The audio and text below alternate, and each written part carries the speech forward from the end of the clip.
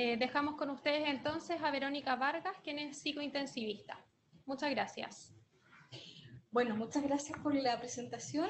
Como bien refería, mi nombre es Verónica, yo trabajo en una unidad de pacientes críticos y la intención de esta presentación es justamente abordar una temática que está en boga, que tiene que ver con nuestro equipo sanitario.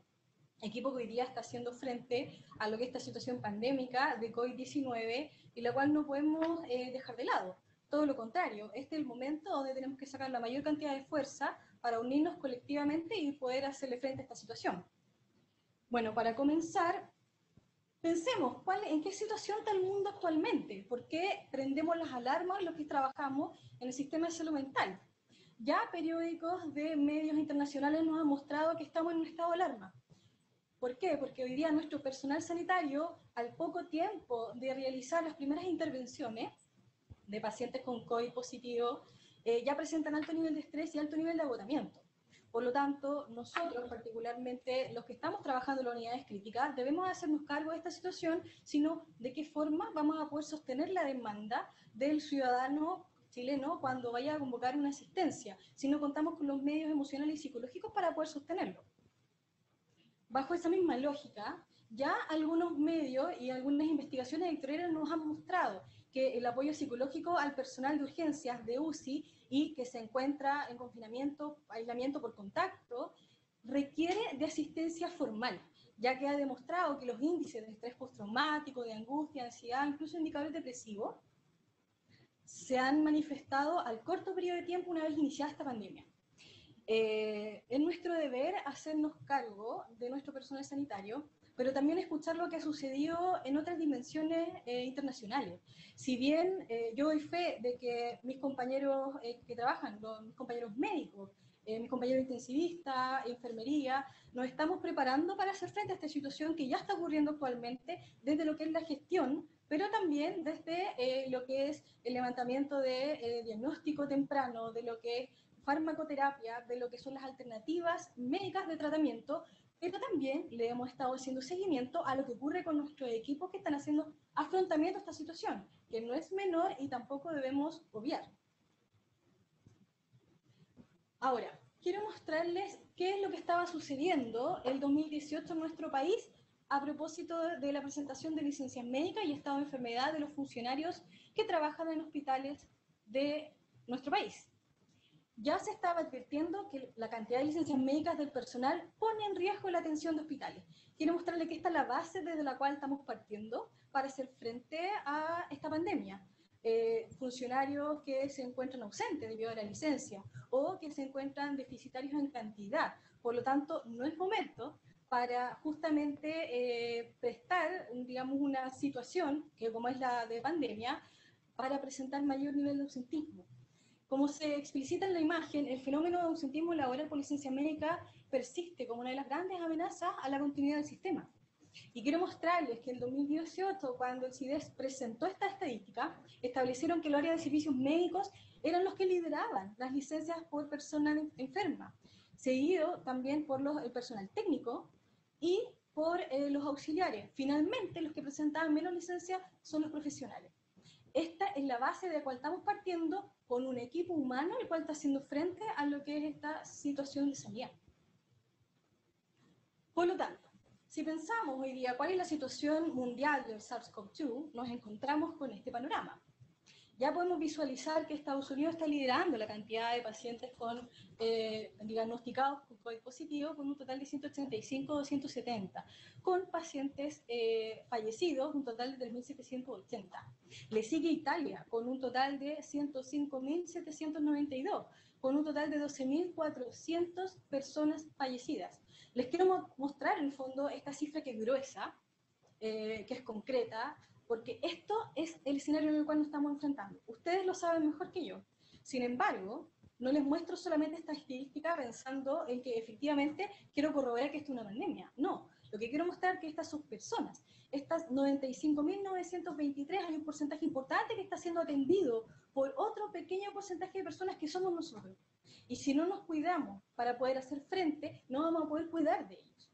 El mismo caso de China, con 81.000 personas infectadas y 3.000 personas fallecidas. No me quiero detener en el circuito completo, quiero llegar a nuestro país. Hasta el día de ayer, a las 8 de la tarde, presentaban 2.738 pacientes con COVID positivo, de los cuales 12 han fallecido. Ahora, bajo ese panorama, si lo consideramos, ¿creen ustedes que es necesario atender a nuestro personal sanitario? Si consideramos que nuestra curva al día de hoy no ha decrecido, sino que ha ido en aumento exponencialmente. Por lo tanto, ustedes se preguntarán, bueno, ¿cuál es el piso? ¿Cuál es la situación psicológica actual? Hoy día no contamos con datos concretos de nuestro país porque esto está recién comenzando, pero sí podemos establecer un lineamiento considerando cuáles son las situaciones que encontramos en otros países, de las cuales podemos observar que el 70% de los funcionarios presenta síntomas angustiosos. El 50% de ellos presenta síntomas depresivos. Aquí hay que destacar que la mayor cantidad son, digamos, de la sintomatología las presentan el equipo de enfermería femenino. En menor cantidad, el equipo de médicos. Así también, un 46%, casi 45%, presentan síntomas ansiosos, que no es lo mismo que angustiosos. Y un 34% de ellos presentan dificultades para conciliar el sueño o para mantenerlo. Ahora, si pensamos que esta cifra solamente la obtuvimos en una temporalidad de una investigación que se hizo, una de las más renombradas hoy día, entre el 29 de enero y el 3 de febrero, en trabajadores de salud de Wuhan, un total de 1.257 trabajadores realizaron esta encuesta. En el hospital donde yo me desempeño son 4.000 funcionarios, por lo tanto podríamos pensar que no es una muestra que sería completamente alejada a la que podríamos conseguir en nuestro hospital. De los participantes, el 60% trabajaba en hospitales de Wuhan y el 41% trabajaba en atención médica que hoy día es considerada primera línea. De esta investigación se surgió la necesidad y establecieron que trabajar en la primera línea es un factor de riesgo, independientemente para mostrar peores resultados de salud mental en todas las dimensiones de interés. Esto lo establecieron el grupo de investigación que pertenece a una facultad de medicina de la Universidad de Zhejiang en China. Bajo la misma lógica, ¿qué es lo que pretendemos? Lo que pretendemos es primero mostrar el escenario actual en el cual nos encontramos, que ya estamos enfrentándonos a una gran carga emocional, por lo tanto, nos podemos enfrentar a una eventual crisis sanitaria. En segundo lugar, tenemos que establecer adecuados mecanismos que nos ayuden a sostener las situaciones críticas al interior de nuestras unidades, ya que de nosotros depende la estabilidad también de nuestro equipo, no solamente en materia individual de ellos. A ver, hay posibles riesgos y debemos identificarlos en cada una de las personas que trabajan a nivel sanitario en nuestra institución en relación al panorama expuesto por COVID. No todos tenemos las mismas fortalezas y habilidades para poder enfrentarnos a esta pandemia que la totalidad de las personas. Por lo tanto, el objetivo es prepararnos, no solo en gestión, establecer nuestros EPP, identificar cuáles son los mecanismos, los protocolos, sino también cómo estamos nosotros psicológicamente para afrontar esta situación y cómo nos vamos a cuidar, ya que por ahí un connotado estableció que esto no son una carrera de 100 metros, esto es una maratón de la cual debemos sostenerlos con un grupo humano que es concreto. Por lo tanto, ¿cuáles son las vivencias autorreportadas de tipo emocionales con las cuales nos vamos a encontrar en nuestros funcionarios hoy día, en nosotros mismos? Primero nos vamos a encontrar con un estado de shock. Shock porque es sorpresivo esta situación, si bien nuestros países de otros continentes nos llevan una delantera de 2 meses aproximadamente, si no un poco más. No esperábamos encontrarnos bajo esta situación, digamos, al corto periodo de tiempo dentro de 6 meses. Por lo tanto, podemos estar choqueados y eso nos puede inmovilizar en cierto punto. Podemos presentar sentimientos de tristeza o de temor, los cuales no sabemos de dónde provienen, temor bastante fundados en relación, por ejemplo, al contagio, temor en relación a hacer extensivo este contagio hacia nuestros familiares, tristeza porque vamos a ver gente fallecer. Ya es propio de la unidad de cuidados intensivos enfrentarnos a lo que es el proceso de muerte, de fin de vida. Sin embargo, es diferente cuando la frecuencia de mortalidad aumenta de un momento a otro. También podemos sentirnos con bastante nivel de resentimiento en relación, puede ser a nuestra unidad en la cual trabajamos, a la institución en la cual trabajamos, hacia el nivel de gestión frente al cual se ha trabajado esto a nivel país. Pero es propio y es esperable tener estos sentimientos. También podemos sentir culpa.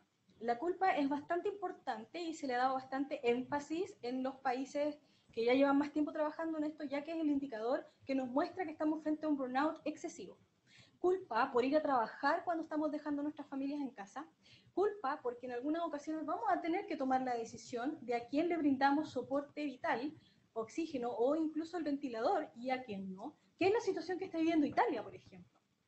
No contamos con el equipamiento técnico para uno por población, sino que más bien una estadística en la cual contamos y a partir de ahí estamos trabajando y enfrentando esta situación.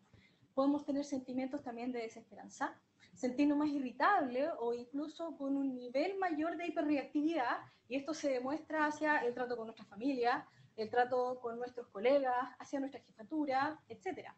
Puede haber un aumento de la habilidad afectiva, incluso en personas que no es frecuente, en personas que ya estoy aislado, pueden tener mayor sensación y deseo, por ejemplo, de llorar infundado, que no saben de dónde viene. Y también pueden presentar bloqueo emocional o frialdad. El bloqueo emocional es un poco tomar distancia, ¿no?, de lo que estoy sintiendo en función de lo que estoy viviendo. Y por lo tanto, impresiona que estamos un poco entumecidos o indiferentes frente a la situación que estamos viviendo.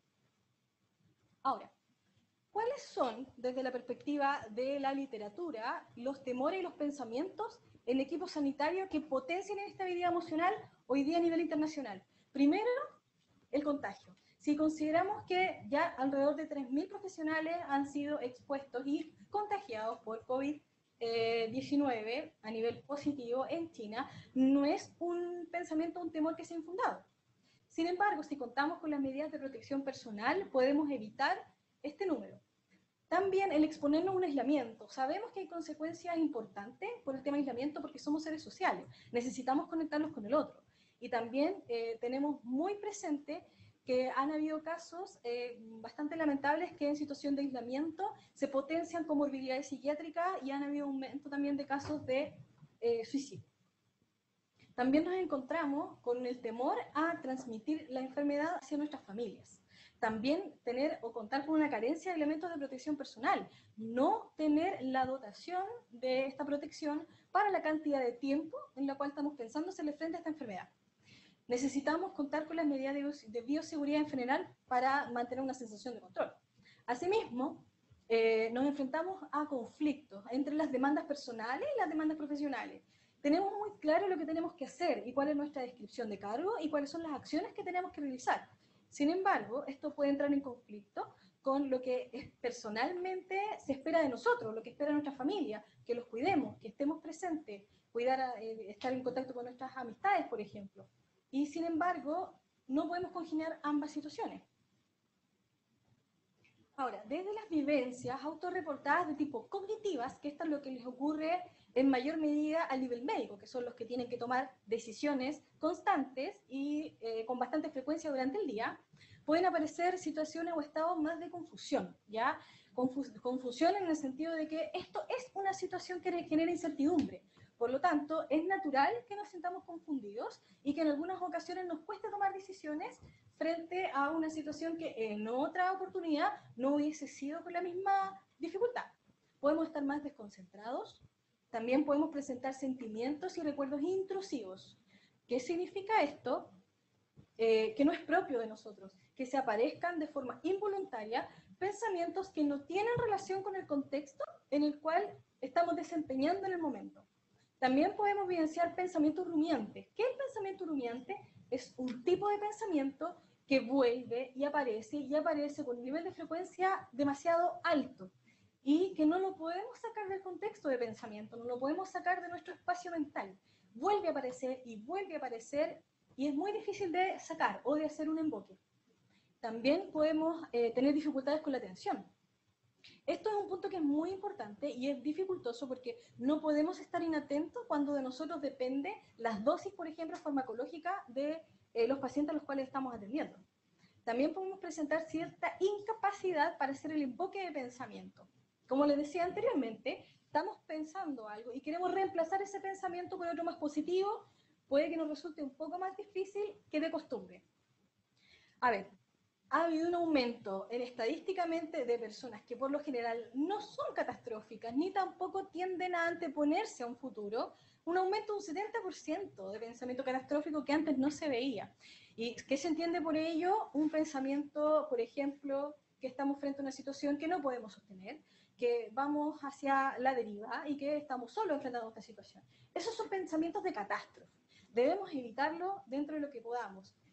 Dentro de esta situación también podemos experimentar, el personal, el profesional sobre todo, que disminuye el pensamiento reflexivo, pero aumenta el pensamiento analítico. Por lo tanto, no le damos mucho espacio a reflexionar de lo que estamos haciendo, sino que la respuesta es más bien rápida. Ahora, ¿qué pasa con nuestro aspecto físico, que no es menor? La mayor cantidad de licencias que se presentan a nivel profesional son por dolencias físicas.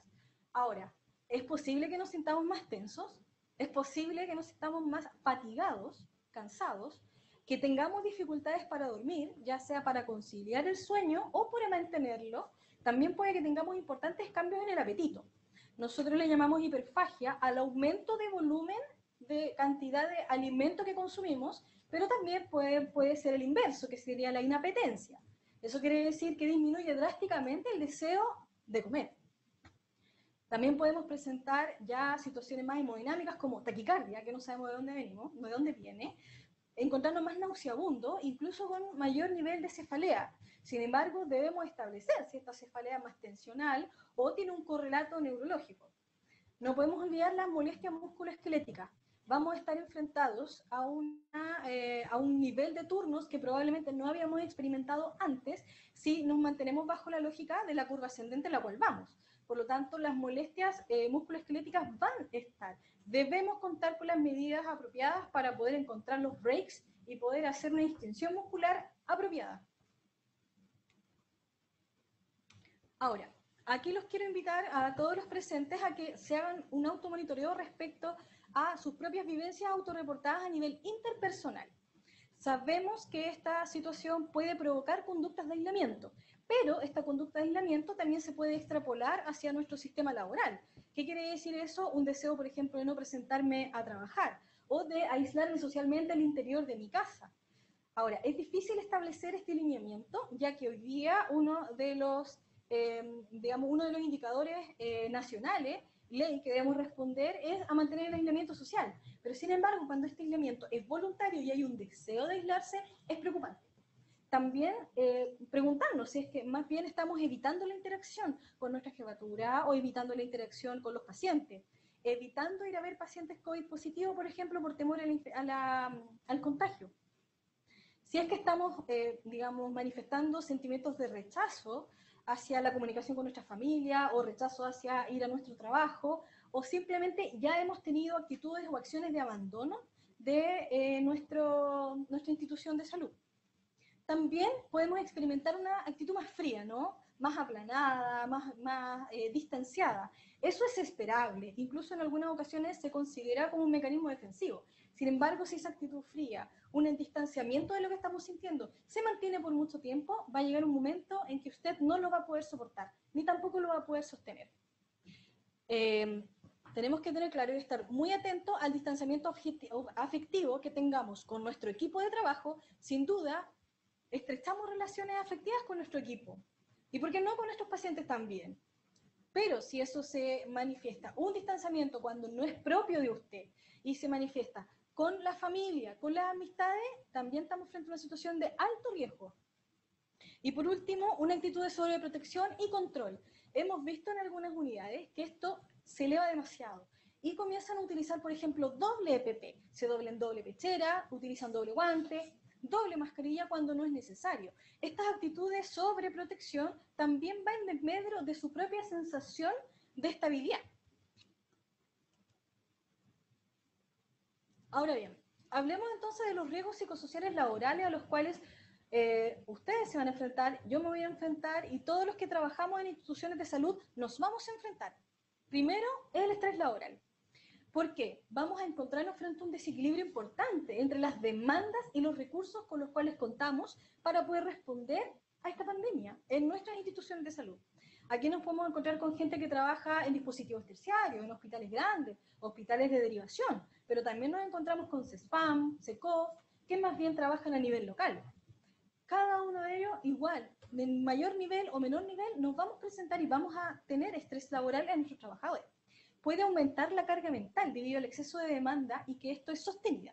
Si bien podemos estar acostumbrados a tener una carga mental aumentada en dispositivos críticos como las UCI, pero cuando esté sostenida todos los días a lo largo de un mes, es algo que no hemos experimentado antes. Por lo tanto, nos vamos a sorprender con lo que nos vamos a encontrar. También el vivenciar sentimientos de riesgos al realizar nuestra actividad o un acelerado ritmo laboral. Por ejemplo, los temores asociados a realizar nuestra tarea. Ahora, por burnout también nos podemos encontrar frente a esta alta demanda, pero por sobre todo por la temporalidad de la atención y el agotamiento cognitivo y emocional. Aunque ustedes no lo crean, sí nos podemos agotar y no podemos dejar de pensar y bloquearnos frente a una decisión rápida que tengamos que tomar. Ahora, es sumamente importante el, digamos, automonitorear lo que es el distrés moral. Por lo general no se habla mucho de esto. Puede existir un encuentro entre lo que creemos que es éticamente correcto, pero debido a presiones personales o externas, no podemos llevarlas a cabo. Como por ejemplo, mi moralidad, mi ética, yo hice un juramento hipocrático. Hoy día, mis esfuerzos deben estar convocados a ayudar a sostener esta pandemia y tratar de salir de esto, ¿no? Sin embargo, si tengo en mi casa a mi familia que me demanda presencialmente, que necesita de mí, necesita de mi estabilidad y también de la estabilidad de ellos, esas dos situaciones entran en un distrés moral. Una necesidad de proteger a la familia, pero al mismo tiempo de desplegar esta ética frente a la cual nos hemos desempeñado a lo largo de toda nuestra vida.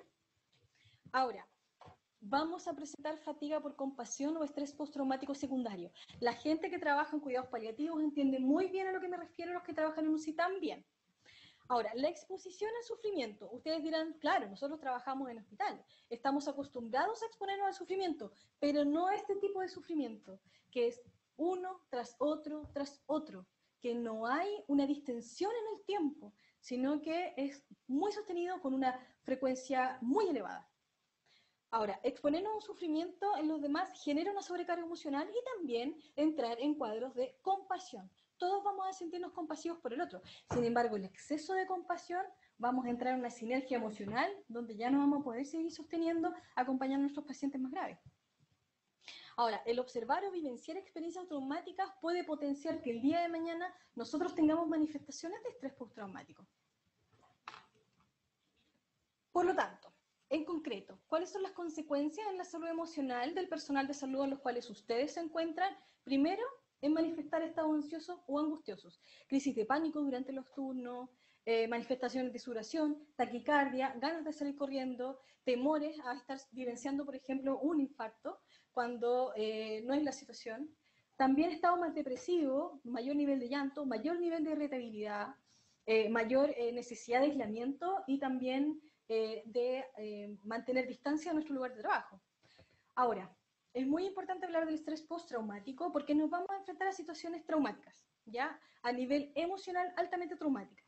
Probablemente no vamos a ser nosotros los que vamos a vivenciar dolor, no vamos a ser nosotros los que vamos a estar experimentando la fin de vida. Sin embargo, el acompañar a un otro, y vuelvo a insistir, frente a lo dramático que hemos visto en otros países de un paciente tras otro, o decidir, por ejemplo, a quién darle una cámara de soporte y a quién no, que es lo que está pasando con los médicos en Italia y en algunos casos en España, genera trauma, porque genera culpa, y la culpa es algo que se mantiene y viaja con nosotros si es que no la atendemos a tiempo. Ahora, dentro de esta cosmovisión que hemos tenido y hemos tratado de abordar en lo que ha sucedido en otros países, y vuelvo a insistir, es como si tuviésemos una bruja de cristal a la cual podemos acceder en un futuro, ¿no? Pero un futuro al cual tenemos que proteger. Nos hemos dado cuenta que la cuarentena, ¿eso qué quiere decir? Que cuando nuestros equipos, nuestros profesionales o las personas que trabajan en unidad sanitaria se exponen a contactos de COVID positivo, deben mantener una cuarentena aproximadamente de 14 días para evaluar la presencia de síntomas y también posiblemente la manifestación de la enfermedad. Esto tiene efectos psicológicos importantes, ¿ya? Y se ha demostrado, por lo tanto, nuestra invitación es a tener claro los siguientes puntos. Primero, ser muy claro a que estos pueden ser periodos duraderos, ¿ya? Ahora, ante la implementación de medidas de restricción, que son los aislamientos y la cuarentena, es muy importante que lo realicen solo en tiempo mínimo y no mayor al requerido. Les comento que yo creo que ustedes ya lo han visto, en otros países la demanda asistencial es tan alta que han hecho una reducción de este tiempo de cuarentena, ya no de 14 días, sino que de 7 días. Si en 7 días el profesional o el personal sanitario no presenta sintomatología, debe volver a trabajar, porque no hay quien sostenga la actividad laboral de esa persona, porque no da abasto la situación hoy día. Desde esa misma lógica, los invito a que si es que deben exponer o a un trabajador a mantener cuarentena, deben saber que debe haber una justificación clara y comprensible para este estado de alejamiento y poner énfasis que es una medida temporal y que al culminar el ciclo de posible contagio, los cuidados serán los mismos que para la población general. Ahora, dentro de la misma lógica, debemos dar información clara sobre los protocolos a seguir.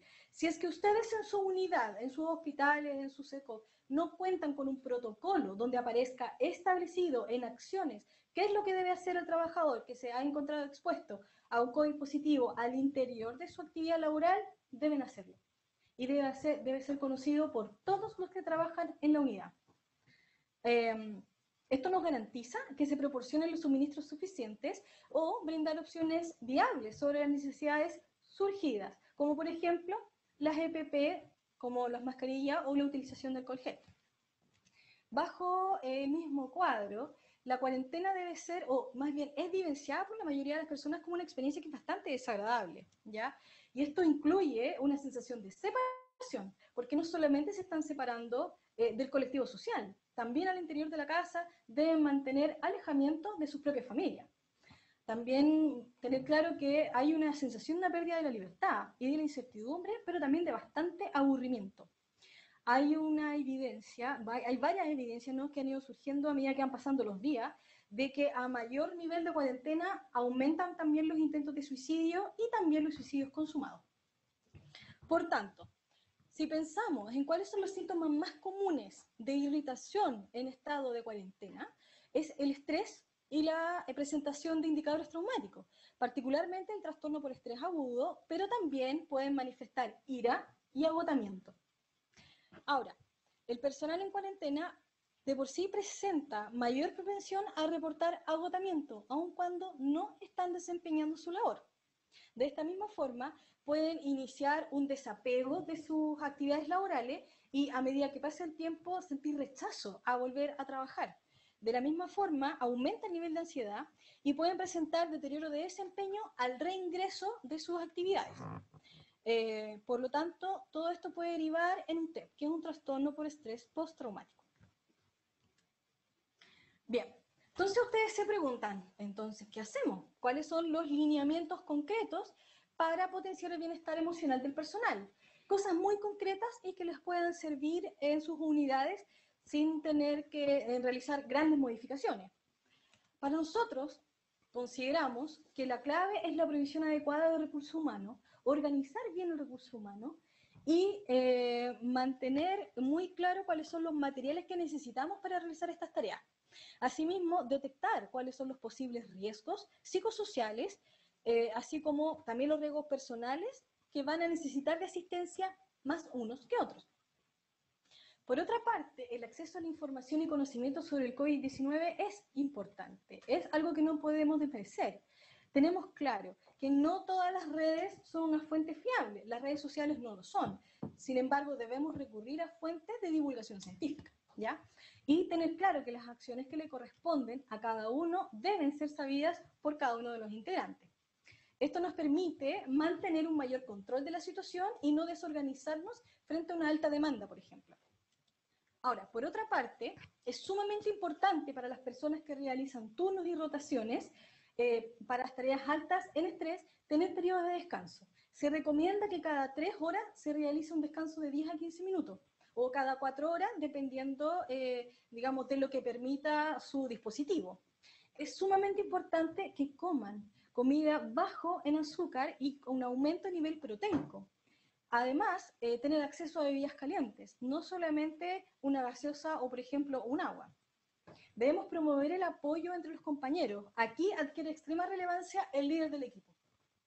Este debe ser visible y debe estar disponible para los requerimientos del personal. Ahora, tenemos que abrir espacio a la reflexión. ¿Se acuerdan que vimos que es muy probable que aumente el pensamiento analítico y disminuya el reflexivo? Bueno, debemos incorporar formalmente un espacio para que nos reunamos el equipo antes del turno, antes, para establecer qué es lo que vamos a hacer, cómo nos vamos a distribuir, si pasa una situación ficticia, cómo la vamos a abordar. Eso nos ayuda también a volver a retomar una sensación de control. Y al mismo tiempo genera una sensación de unificación, de unidad, que es lo más importante que hoy día tenemos que sostener en el equipo. Necesitamos el sentimiento de unidad. Ahora, el ofrecer feedback positivo debiera ser una práctica habitual, ¿no? De todos los días. Sin embargo, las evaluaciones de bienestar laboral nos indican lo contrario, ¿no? Hay una necesidad y también una solicitud de feedback positivo por parte de los equipos. Ahora, mantener una actitud mediadora ante posibles conflictos. Conflictos van a haber, encuentros entre profesionales van a haber, pero es muy importante que se mantenga una actitud conciliadora, que alguien del equipo pueda acoger ese rol, ya sea en un momento determinado o de manera permanente. Ahora, en casos de crisis emocional de un profesional, esto es muy importante. Debemos sacar a ese profesional o sacar a esa persona en un lugar que esté ausente de estímulo crítico. Por ejemplo, sacarlo de la unidad de pacientes críticos, ¿ya? Para que facilite su recuperación y ahí se deben proporcionar los primeros auxilios psicológicos. Por tanto, para nosotros la comunicación es la segunda clave, ¿ya? Realizar sesiones diarias de planificación de trabajo, el reparto de las tareas conocidas por todo el equipo y que los objetivos sean comunes. Verbalizar las dificultades y acciones frente a las mismas. Tenemos que tener además momentos de ventilación emocional, idealmente con apoyo psicológico. Entonces, ¿qué podemos hacer entre todos para sostener este periodo sanitario que estamos viviendo? Primero, ser agradecidos, ¿no? Agradecer la labor cumplida, ya sea al inicio de la jornada y, por qué no, al final también. Escucharnos activamente y, dentro de todo, tratar de buscar la empatía en la relación. Todos nos estamos enfrentando por esto por primera vez. Esta es una situación que es inusual. Lo más semejante fue lo que vivimos en el año 2009, frente al periodo de influenza. Sin embargo, esto ha demostrado una forma de interacción diferente con los dispositivos de salud, mucho más a nivel de presión. Tenemos que ser compasivos con nosotros, pero también con los demás.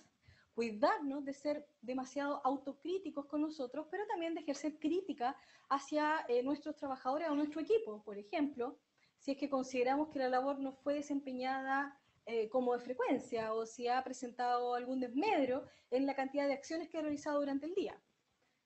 Evitar el lenguaje derrotista y catastrófico. De nosotros depende construir un lenguaje que nos permita sostener esta demanda con el mayor nivel de optimismo posible. Eso no significa que hagamos caso omiso a sentirnos con rabia, a sentirnos ansiosos o a sentirnos tristes.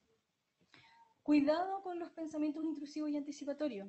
Tenemos que concentrarnos en el hoy, en sacar el día adelante, pensando en el futuro, pero nuestra concentración principal es en el hoy. Podemos practicar técnicas de manejo de ansiedad que las vamos a ver en un video más adelante. Cuando lleguen a sus casas, aquí los invito a que cada uno piense qué es lo que hace cuando llega a la casa. Si llega a hablar del trabajo, llega a hacer una descarga sobre lo vivenciado, sobre los temores que tiene sobre continuar trabajando en estos dispositivos, o más bien... no se me fue para atrás. Lo pasamos, ¿verdad? O más bien, si es que toman una distancia, ¿no? Una distancia para el ocio, una distancia para descansar, para comer, para disfrutar de los hijos. Eso no significa que tomen completa distancia del nivel de estrés al cual vivieron en su lugar de trabajo. No, esto no era.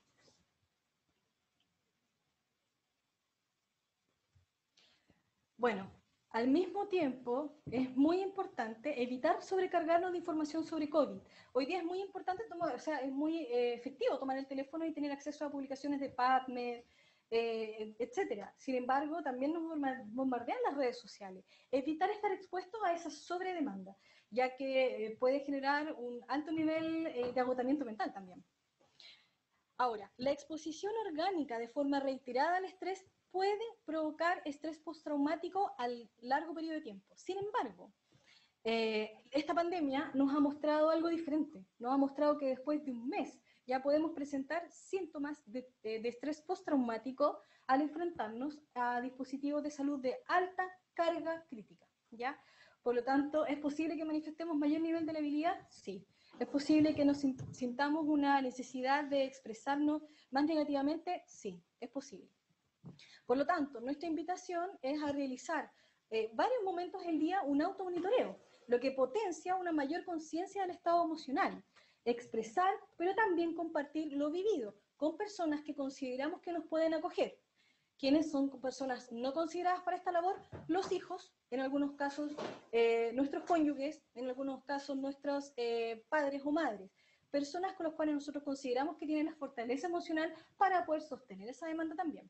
Ahora, es muy importante que si ustedes como trabajadores o como líderes de equipo o simplemente como participantes de un equipo sanitario presentan estas sintomatologías que yo les he mostrado entre 4 a 8 semanas y estos continúan de manera persistente e interfieren en su vida personal o profesional constantemente, se reviven momentos traumáticos vivenciados en su trabajo, como por ejemplo un morir traumático de un paciente, o como por ejemplo una oleada de asistencia o de necesidad asistencial en una unidad de urgencia.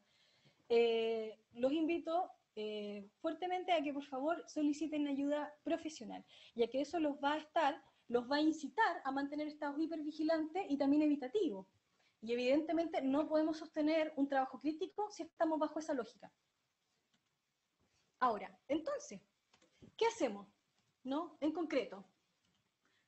Bueno, nosotros los invitamos primero a que se automonitoreen constantemente y respeten sus propios tiempos, ¿ya? ¿Qué quiere decir esto? Preservar lo que entendemos como Wellness Self-Check. El Wellness Self-Check es establecer o identificando nosotros mismos nuestro propio estado de bienestar o de no bienestar, ¿ya? Y hacernos cargo de ello a través de los dispositivos que les mencioné anteriormente. Los invitamos a que los equipos trabajen en duplas o en lo posible en equipos. Consideramos equipos de 3 a más personas. No es recomendable que los médicos tomen decisiones solos. No es recomendable que los enfermeros trabajen sin mantener una ligación de apoyo con otro colega. Lo mismo para el personal técnico, que son los que trabajan más a nivel corporal con los pacientes COVID positivos. Debemos implementar breves relajos o breaks para disminuir el nivel de estrés, aumentar las consultas y supervisiones entre los profesionales y de forma periódica entre pares, tener un consultor, ¿no? Un consultor al cual podemos llamar, un consultor al cual podemos convocar cuando tengamos alguna duda o simplemente para tomar una decisión compleja. Debemos buscar regularmente información precisa para poder ayudar a tomar decisiones. Y aquí nuevamente los invito a sostenerse de información científica. Enfocar los esfuerzos en lo que está a su alcance. No asuman compromisos que están fuera de su alcance laboral o fuera de su alcance en competencia afectiva también. Y por último, la aceptación de situaciones que no pueden cambiar. No somos omnipotentes ni tampoco omnipresentes, ¿ya? No vamos a estar en todas las instancias que vamos a querer estar, ni tampoco vamos a poder solucionar todas las dificultades a las cuales nos vamos a enfrentar. Lo importante es que a la dificultad que nos vayamos a enfrentar, nos sintamos con una competencia efectiva para poder hacerle frente. No al momento, sino que posteriormente. Esto es como una ola que avanza. El problema no es la ola, es lo que se lleva a la ola. Entonces, ¿qué es lo que tenemos que evitar? Primero, trabajar demasiado tiempo solos, aislados, sin consultar con ningún colega. Esto es muy propio de nosotros los psicólogos. Nos gusta trabajar solo, tomar decisiones solo, sin embargo, no es recomendado, menos en estos tiempos. Trabajar todo el día, conocido como non-stop, con pocos descansos. Como les había mencionado, cada 4 horas, breaks de 15 minutos. Ahora, el almuerzo 45 minutos, 1 hora, lo que esté descrito en su descripción de cargo. Y por alimentación nos referimos a sentarse a comer con lo habitual que necesita y que ojalá esto sea una práctica permanente. Los snacks no son considerados alimentación. Ahora, pensamientos, evitar los pensamientos que no están ustedes haciendo lo suficiente, hablando por el equipo, o yo no estoy haciendo lo suficiente. Eso apela a las expectativas que tengo del equipo y yo necesito que mi equipo sepa lo que yo espero de ellos o necesito saber lo que mi jefe espera de mí. Al mismo tiempo, involucrarnos en un diálogo interno y los obstáculos de actitud para el autocuidado. ¿Cómo? ¿A qué me refiero con esto? Evitar, por ejemplo, pensamientos, sensaciones como sería egoísta tomarme un tiempo para descansar. ¿Por qué no? Necesitamos descansar ahora más que nunca, tener momentos de breaks. Otros trabajan todo el día, yo también debería. No, esto genera sentimientos de culpa y ya sabemos lo que genera la culpa. Yo trabajo con la misma intensidad que el otro para poder sostener esta demanda. Las necesidades de los sobrevivientes son más importantes que las necesidades de los ayudantes. Falso. Para yo poder cuidar, tengo que cuidar del cuidador que cuida. Así también puedo contribuir más trabajando todo el tiempo. Falso. Está descrito que si uno trabaja de manera permanente y de forma persistente, las decisiones que se tomaron durante ese periodo constante no fueron las más óptimas y fueron bastante carentes de reflexividad. Por lo tanto, los invitamos a tomarse los breaks, que no son una medida solamente de desgaste físico, son una medida para poder reconfigurar su estado mental, su cognitivo, su circuito emocional para evitar el breakdown, para evitar el burn, en el fondo. Y por último, solo yo puedo hacer una tarea. Eso también es falso. La idea de trabajar en equipo es, si bien cada uno de nosotros sabe muy bien cuáles son las actividades que debe desempeñar, cada uno de nosotros puede contar con otra persona para que pueda hacer su labor en caso de que se vea completamente imposibilitado de realizarla. Ahora, yo los invito a hacer una inversión de lo siguiente. ¿A qué me refiero con invertir? A tener claro que el miedo y la ansiedad no son malos. Nos ayudan a enfocarnos hacia las posibles fuentes de amenaza o de daño. Al mismo tiempo, la incertidumbre es esperable bajo este escenario que estamos viviendo. El cómo evolucionan las cosas sobre la información que nos llega, cuánto durarán las medidas, si lo estamos haciendo bien, nos impulsa a tratar de recuperar la percepción del control y también nos va a motivar a realizar búsquedas específicas.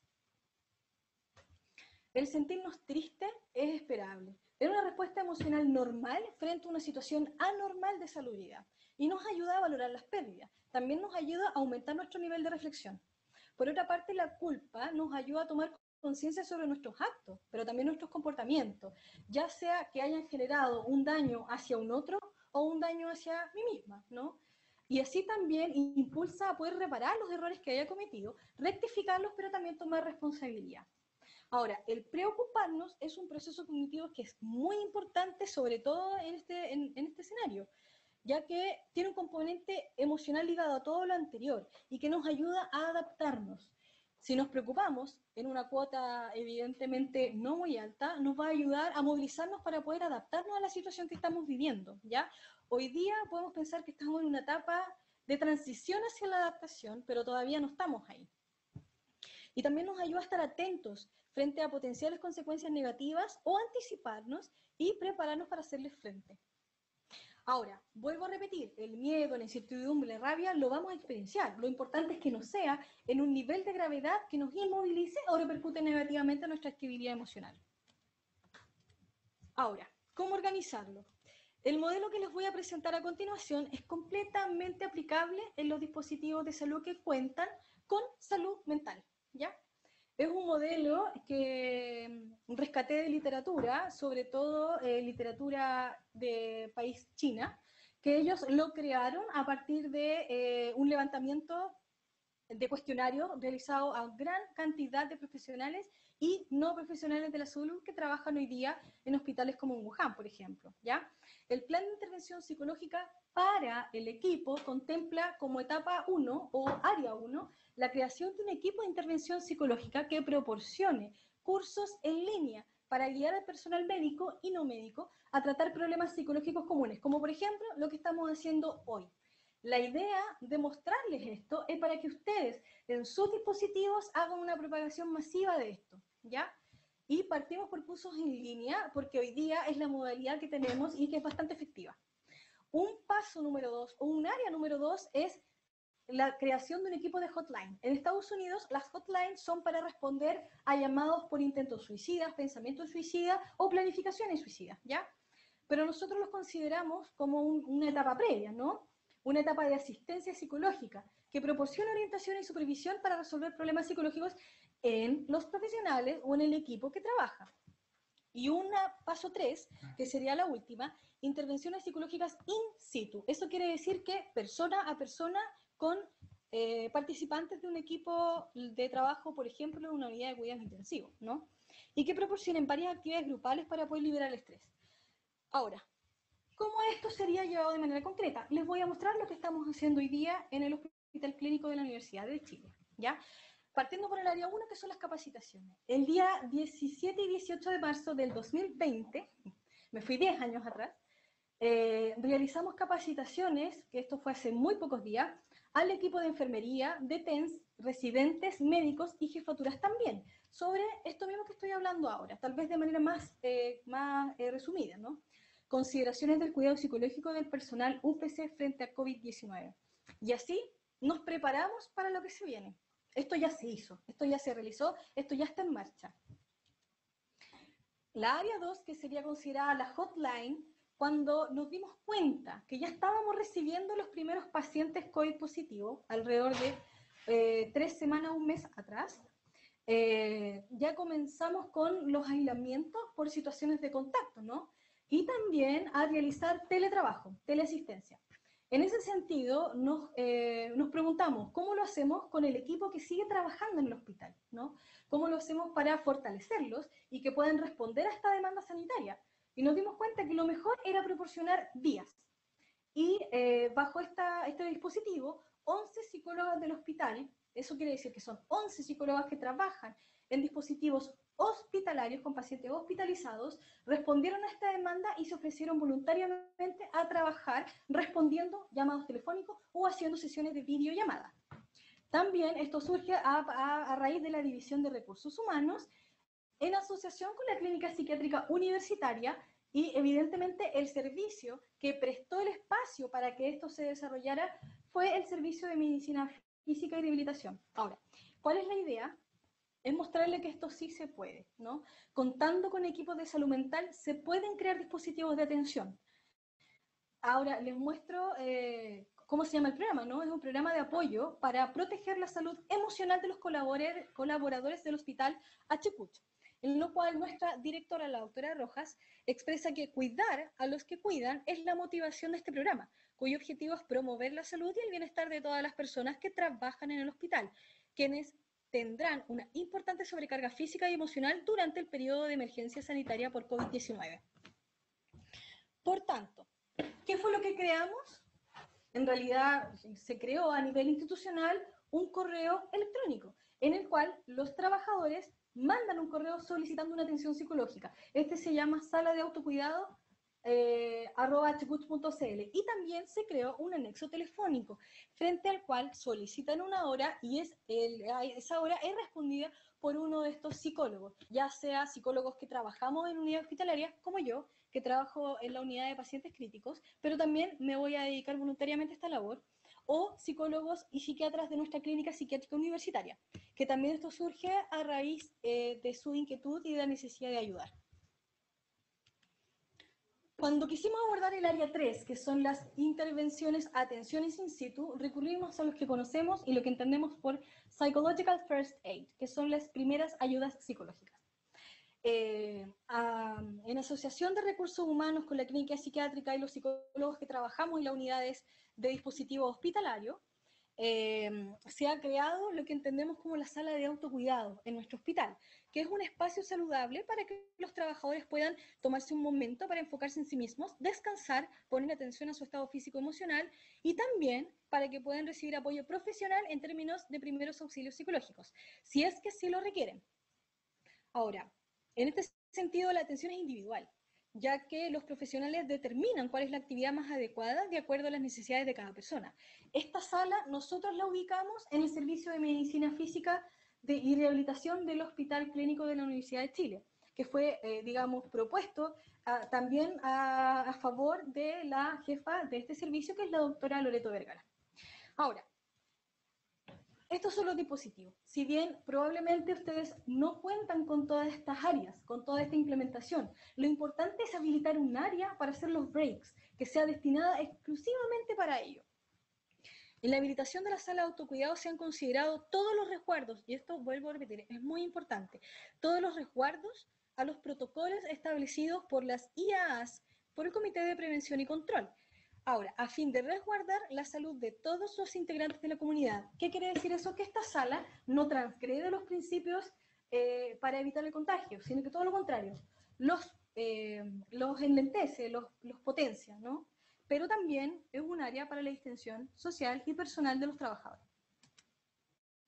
Ahora, para nosotros en esta etapa preliminar levantar lo que entendemos o en qué estado se encuentran nuestros trabajadores, la Clínica Psiquiátrica Universitaria, liderado por el doctor Sergio Bariolet, ¿no? Crearon este cuestionario utilizando el Hotform, ¿no? Que es gratuito, lo pueden realizar en su unidad de atención sanitaria.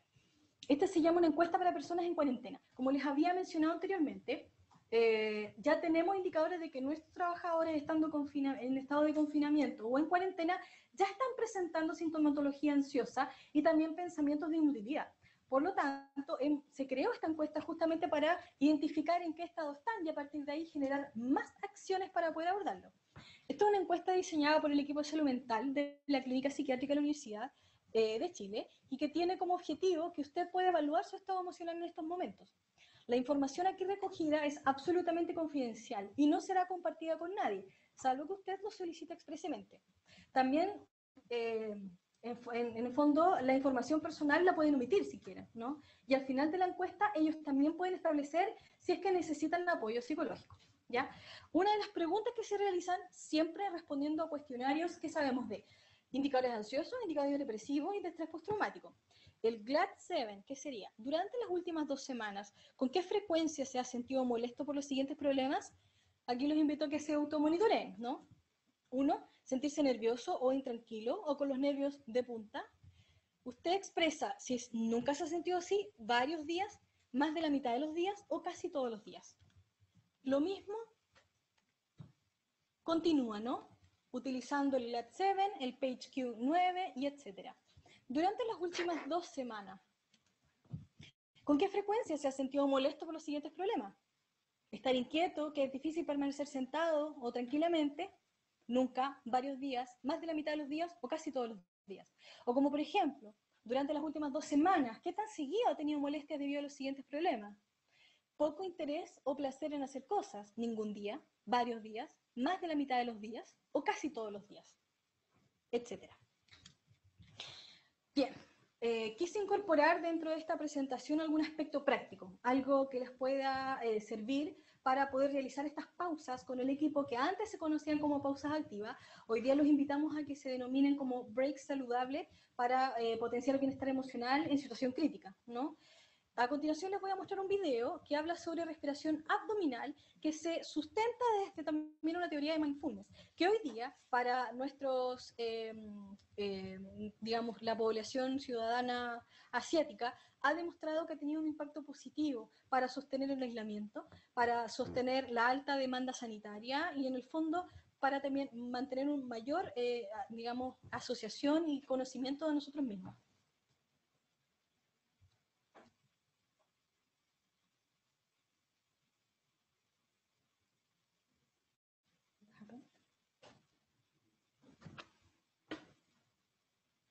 No sé si se ve. ¿Lo ven o no? No. Lo habíamos probado. La respiración abdominal, también denominada respiración diafragmática, es una técnica de respiración que ayuda a las personas que tienen asma o EPOC cuando les falta el aire. Esta técnica ayuda a desacelerar la respiración para poder recobrar el aire y usar menos energía para respirar. Cuando le falta el aire, la respiración abdominal ayuda a llevar más oxígeno a los pulmones y lo calma para que pueda controlar mejor la respiración.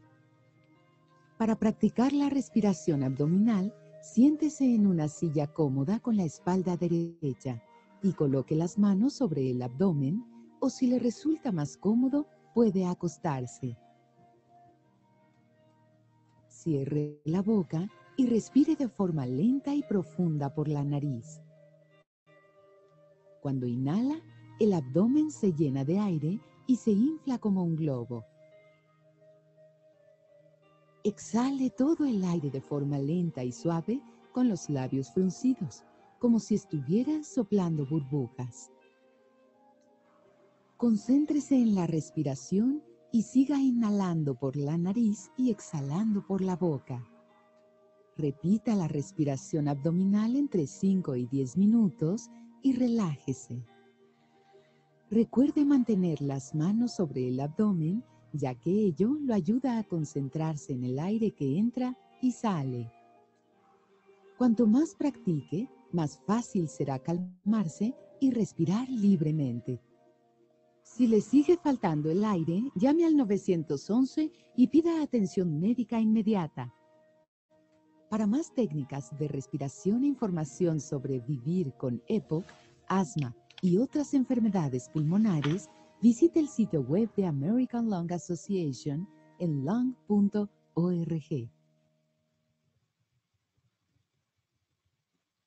Bien.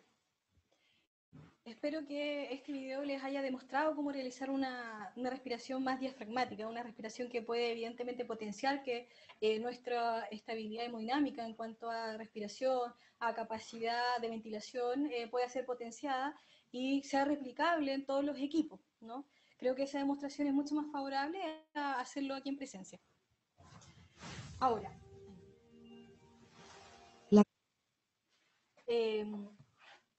ya una vez realizadas las 3 etapas, ¿no?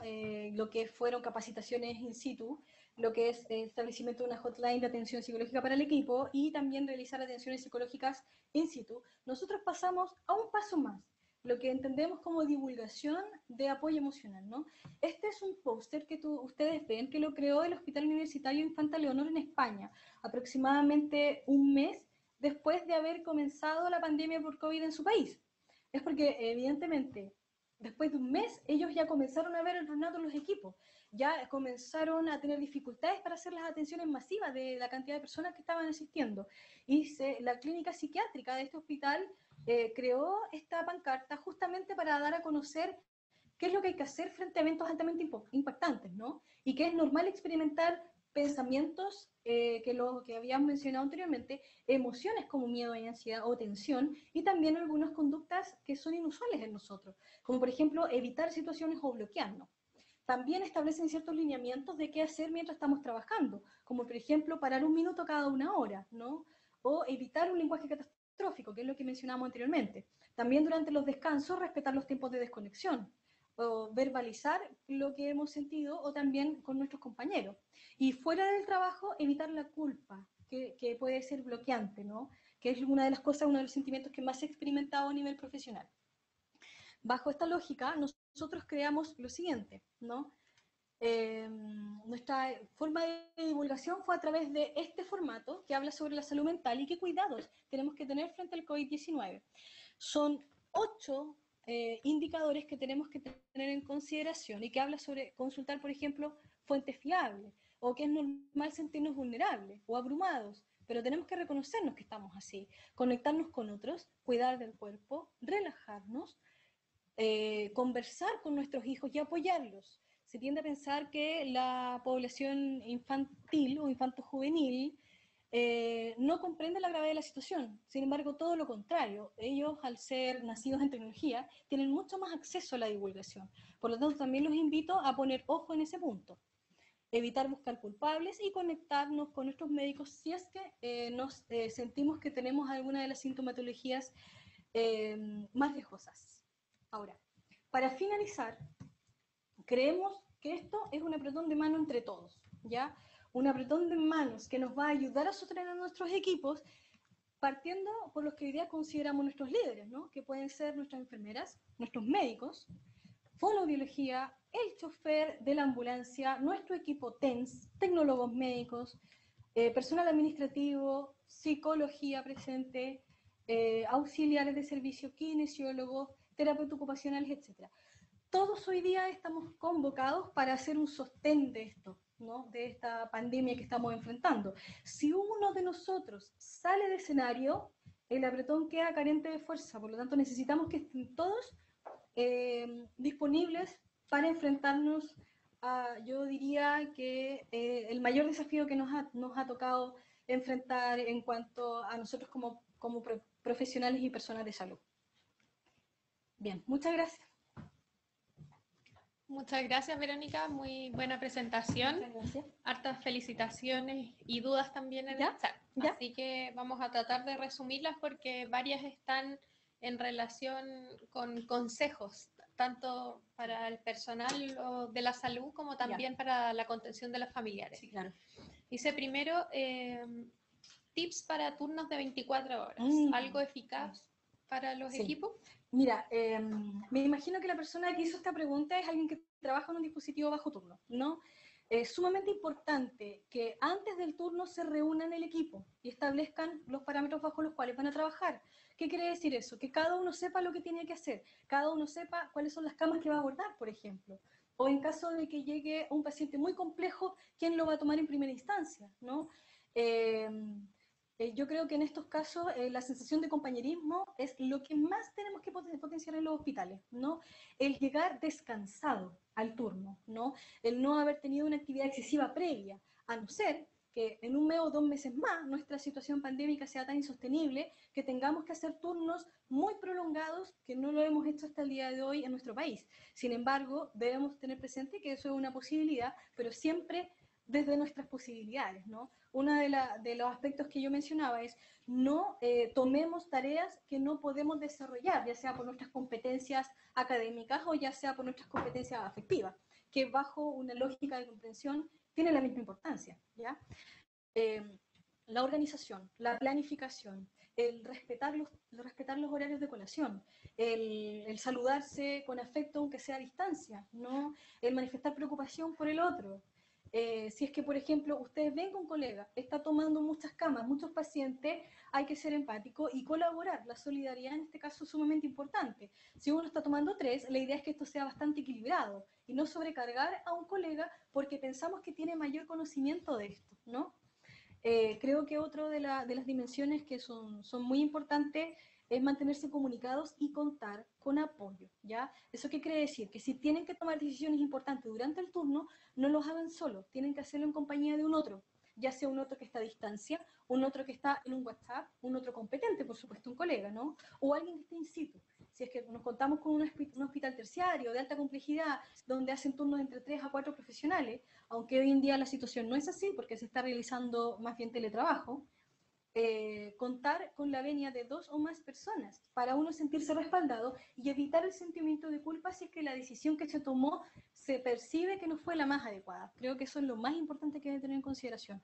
Respetar la alimentación, tomarse break de 1 minuto, 2 minutos cada 1 hora, cada 3 o 4 horas breaks más largos y respetar el horario de colación, comer bien, ¿ya? Es nuestro cuerpo el que nos sostiene a nosotros emocionalmente. Y nosotros emocionalmente también sostenemos el cuerpo. Necesitamos comer bien, ojalá evitar la comida rápida y tomarnos ese espacio para poder conversar, ya sea de algo que nos esté quejando, idealmente no, de la situación laboral, o más bien un espacio para poder distendernos también emocionalmente. Perfecto. Ojalá haya respondido un poco la pregunta. Yo creo que sí. Dice, ¿cuál es la contención emocional más adecuada ante crisis de angustia de familiares en pacientes que tienen un diagnóstico de COVID-19 y que se encuentran, por ejemplo, en ventilación? Ya, aquí tenemos que tener algo claro. Nuestros pacientes van a llegar y evidentemente si llegan a dispositivos críticos porque llegaron graves, principalmente con soporte vital, soporte hemodinámico, y probablemente con ventilación mecánica, ¿no? Por lo tanto, tenemos que pensar de que ese paciente, su familia estuvo expuesto a él. Por lo tanto, si es familia directa, van a estar en aislamiento, van a estar en cuarentena en sus casas. La asistencia no la vamos a poder realizar de manera in situ. La asistencia la podemos realizar de manera remota. ¿Qué es lo que nosotros estamos creando hoy día? Particularmente yo, con mi colega de cuidados paliativos, nos hemos fusionado, ¿ya? Para crear un plan de atención remota.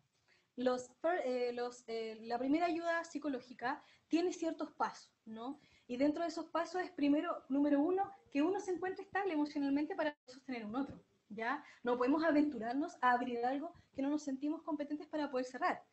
Ahora, sin duda, las familias, si pudiésemos abrir el espacio, hablar sobre ellos, es un gran tema, ¿ya? Hoy día yo me enfoqué principalmente al cuidado de equipos, pero si pudiésemos hablar de lo que vamos a hacer con las familias en tiempos de COVID, es tremendo, ¿ya? Partiendo porque la asistencia en ellos va a ser a veces remota y a veces en presencia si es que superan los 14 días y no han presentado la sintomatología.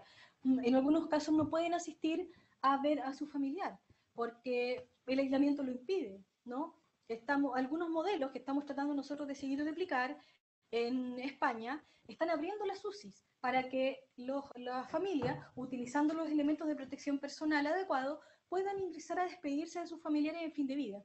En otros lugares, como Italia, son mucho más estrictos pensando en el nivel de desborde pandémico que tienen, ¿no? Por lo tanto, la asistencia es remota y no hemos conseguido iPads para poder hacer esa asistencia virtual, para hacer acompañamiento. Eso quiere decir que un profesional adentro sosteniendo la tablet, acompañando el proceso de fin de vida de un paciente que está falleciendo y que no quede como un espacio fantasioso de la familia. ¿Habrá sufrido? ¿Le habrá dolido? Y etcétera, que son las primeras preguntas que se realiza uno y que también nos provocan sufrimiento a nosotros, ¿no? Por lo tanto, la primera atención para la familia es la información, ¿ya? Abrir canales para establecer información de manera concreta.